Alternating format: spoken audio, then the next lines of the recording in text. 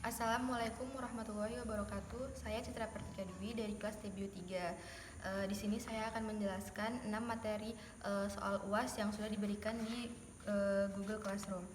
Soal yang pertama itu, seorang guru biologi di SMA menghadapi tantangan dalam mengajar materi genetika kepada siswa kelas 12. Beberapa siswa menunjukkan minat tinggi dan kemampuan dalam memahami konsep genetika. Sementara sebagian siswa lainnya tampak kesulitan dalam mengikuti pelajaran tersebut. Guru tersebut berusaha meningkatkan kompetensi pedagogik dan profesionalnya untuk menciptakan pembelajaran yang lebih efektif. Jabarkan 3 solusi yang dapat Anda berikan sebagai upaya peningkatan kompetensi pedagogik dan profesional guru biologi tersebut. 3 solusi yang dapat diberikan sebagai upaya peningkatan kompetensi pedagogik dan profesional guru biologi, yaitu yang pertama, guru biologi bisa mencoba berbagai metode pembelajaran yang beragam, seperti demonstrasi praktik langsung, pemecahan masalah berbasis proyek, atau penggunaan teknologi pembelajaran. Nah, hal ini dapat membantu menangkap perhatian siswa dengan gaya belajar yang berbeda, sehingga menciptakan belajar yang lebih inklusif. Yang kedua itu identifikasi kesulitan siswa dan berikan bantuan. Nah, guru biologi itu dapat melakukan evaluasi secara rutin untuk mengidentifikasi kesulitan siswa. Setelah itu guru biologi itu dapat memberikan bantuan tambahan seperti adanya kelas tambahan atau sumber belajar yang ekstra. Nah, pendekatan diferensiasi dapat membantu memenuhi kebutuhan individu siswa. Selanjutnya itu adalah pelatihan pemahaman siswa. Nah, seorang guru biologi itu dapat mengadakan sesi khusus untuk membantu siswa memahami konsep genetika dengan lebih baik. Itu bisa mencakup pengajian ulang materi yang lebih sederhana, menyediakan sumber daya tambahan, atau mendorong siswa untuk membentuk kelompok belajar bersama.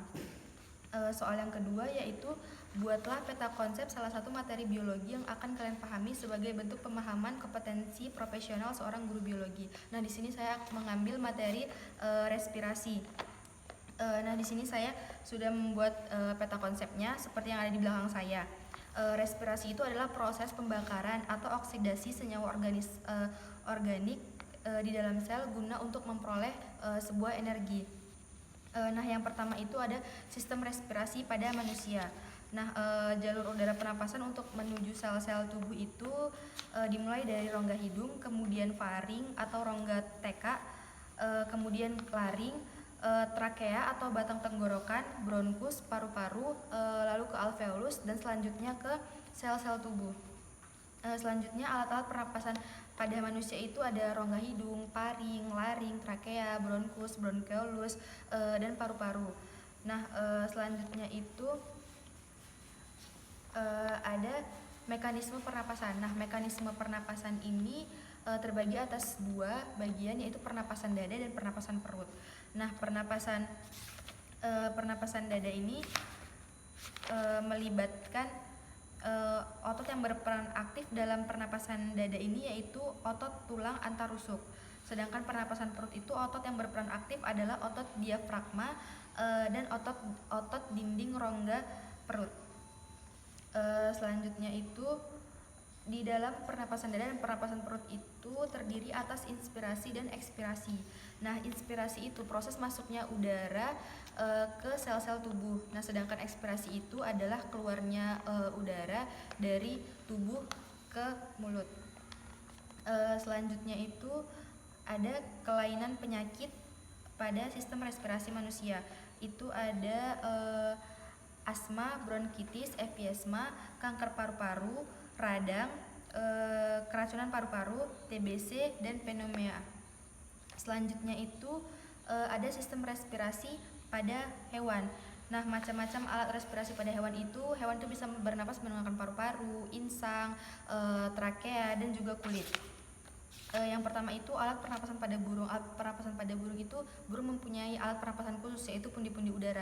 Nah, gunanya pundi-pundi udara itu untuk menyimpan udara saat burung itu terbang. Kemudian reptil yang termasuk ular, buaya, kadal, cecak, mereka itu bernapas dengan menggunakan paru-paru. Kemudian amfibi atau kata. Nah, kata muda dan kata dewasa itu bernapas dengan paru-paru dan kulit. Selanjutnya, ikan-ikan itu bernapas dengan insang dan serangga itu bernapas dengan trakea. Sedangkan cacing itu mempunyai alat pernapasan khusus, yaitu cacing bernapas melalui kulit tubuhnya yang basah. Kemudian mamalia ini bernapas dengan menggunakan paru-paru. Nah, selanjutnya soal nomor 3.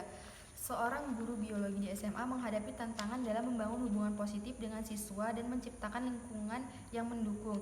Beberapa siswa merasa kesulitan untuk berkomunikasi dan berinteraksi dengan guru dan suasana kelas terkadang terasa kurang nyaman. Analisislah kompetensi guru yang bermasalah pada kasus di atas serta berikan solusi untuk mengatasi masalah tersebut. Masalah seorang guru biologi itu harus meningkatkan keterampilan interpersonal dan empati, yaitu kompetensi pedagogik. Mungkin seorang guru itu kesulitan dalam memahami kebutuhan dan kepribadian siswa. Nah, bisa jadi juga metode pengajaran yang digunakan oleh seorang guru biologi di SMA ini kurang sesuai dengan gaya belajar yang beragam di dalam kelas. Kemudian ketidaknyamanan di kelas itu juga bisa terjadi karena disebabkan oleh kurangnya kepercayaan atau rasa aman di kelas.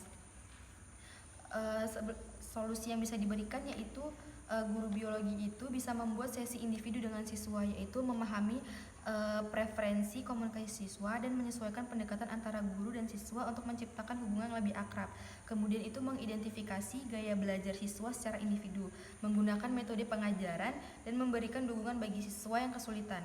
Selanjutnya itu solusi yang bisa diberikan yaitu menerapkan kebijakan kelas yang mendukung, seperti menghormati pendapat setiap siswa, mengolah konflik dengan bijaksana, dan menciptakan ruang untuk ekspresi siswa. Kemudian soal nomor 4, seorang guru biologi di SMA mengalami kesulitan untuk membangun interaksi sosial yang positif dengan sesama guru dan staf di sekolah. Guru tersebut merasa kurang terlibat dalam kegiatan kokurikuler dan kurang mendapat dukungan dari rekan-rekannya. Analisislah kompetensi guru yang bermasalah pada kasus di atas serta berikan solusi untuk mengatasi masalah tersebut. Nah, di sini kompetensi sosial dan kolaboratif seorang guru biologi itu harus ditingkatkan. Guru biologi di SMA itu perlu meningkatkan keterampilan komunikasi dan kerjasama antara guru dan staf-staf di sekolah. Nah, solusi untuk mengatasi masalah tersebut yaitu yang pertama, bisa menyediakan pelatihan komunikasi interpersonal untuk membantu guru membangun hubungan yang lebih positif dengan rekan kerja. Yang kedua itu mendorong partisipasi guru dalam kegiatan kokurikuler dengan memberikan dukungan dan memfasilitasi perlibatan mereka. Yang ketiga itu membuat forum atau kegiatan kolaboratif yang memungkinkan guru untuk berbagi ide, pengalaman, dan membangun komunitas yang solid di antara staf sekolah. Dengan mengakses berbagai aspek kompetensi dan memberikan dukungan yang sesuai, diharapkan guru dapat mengatasi kesulitan dalam membangun interaksi sosial yang positif dan lebih terlibat dalam kegiatan sekolah. Soal yang nomor 5 yaitu jelaskan pemahaman kalian tentang keterampilan abad 21 dan TIPEC dan berikan contoh integrasinya dalam pembelajaran.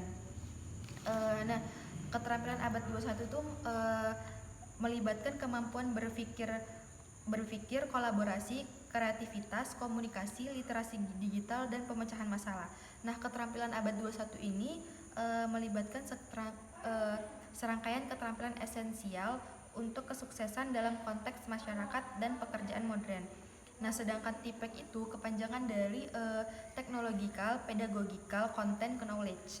Nah, yaitu gabungan pengetahuan guru tentang teknologi, pembelajaran, dan materi pembelajaran. Nah, ini menciptakan landasan yang kuat untuk merancang pengalaman pembelajaran yang efektif dan relevan dengan menggunakan teknologi dan konteks pendidikan.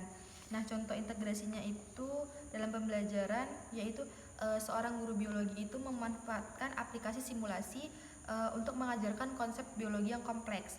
Nah, dengan memadukan pengetahuan konten dengan keahlian teknologi dan strategi pembelajaran yang efektif. Contoh yang kedua itu siswa itu ikut terlibat dalam diskusi platform pembelajaran. Nah, meningkatkan keterampilan komunikasi dan kritis berpikir mereka. Dan guru meningkatkan mengintegrasikan teknologi sesuai dengan kebutuhan konten.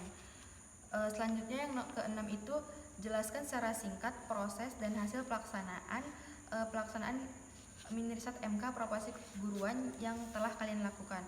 Nah, saya di sini dari kelompok 3, topik mini riset saya yaitu pemahaman guru biologi tentang keterampilan berpikir kreatif. Nah, analisis yang kami gunakan di sini yaitu analisis fenomenologi. Nah, kami mewawancarai seorang guru biologi yang bernama Ibu Fitria Agustina SP yang mengajar pada mata pelajaran biologi di SMA Kartika 12 Medan. Kami melakukan wawancara pada hari Jumat tanggal 29 Desember 2023 di SMA Kartika 12 Medan. Nah, menurut Ibu Fitria Agustina di sini berpikir kreatif yaitu suatu kemampuan menemukan cara-cara baru dalam belajar. Nah, contohnya dalam pembelajaran biologi yaitu dengan melihat lingkungan sekitar kita. Nah, baik itu objeknya tumbuhan maupun objeknya itu hewan. Meningkatkan atau mengembangkan keterampilan berpikir kreatif itu melalui proyek penelitian yang berbasis siswa. Nah, jadi siswa itu diberi kebebasan mulai dari perencanaan penelitian mereka. Nah, seorang siswa itu mengembangkan ide-ide pemikiran mereka dengan penelitian dilakukan, dan siswa juga diberi kebebasan untuk bereksperimen. Nah, cara untuk mengevaluasi dan mengukur tingkat keterampilan berpikir kreatif siswa dalam konteks pengajaran biologi yaitu dimulai dari bagaimana siswa menyampaikan ide-ide baru mereka. Nah, kemudian bagaimana siswa itu saling memberi dan menerima ide-ide baru dari teman-teman yang lainnya. Kemudian prosesnya itu jadi selama siswa melakukan penelitian dilihat juga dari bagaimana mereka itu berkolaborasi atau bekerja sama dengan teman-teman yang lain. Nah, adapun tantangan yang dialami dalam mengintegrasikan keterampilan berpikir kreatif ke dalam kurikulum, yaitu dilihat dari bagaimana kesiapan peserta didik itu sendiri. Nah, tantangan yang pertama itu bagaimana cara membangkitkan semangat belajar siswa.